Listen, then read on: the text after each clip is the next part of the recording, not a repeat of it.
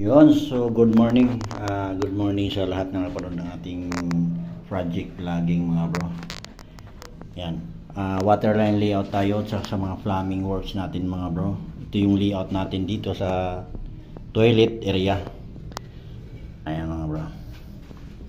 Yan. PPR ang ginamit natin dito mga bro kasi nakakasiguro tayo na 100% walang water leaking ito mga bro. Once na maayos yung tunaw ng ating gamit ang PPR mga bro. Ayan.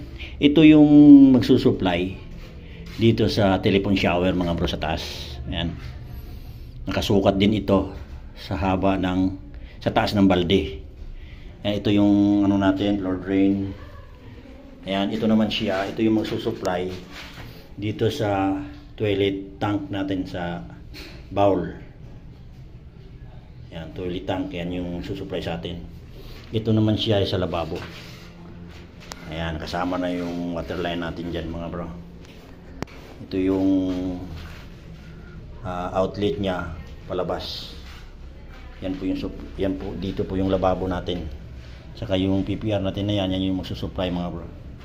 Alright mga bro, yan po yung latest update natin sa ating mga waterline, plumbing, dito sa toilet mga bro. Itong toilet na to, lahat ng toilet dito i-waterproofing natin to mga bro para secure tayo or ayos na nakakasiguro tayong walang magwa-water leaking dito mga bro. Alright, yan.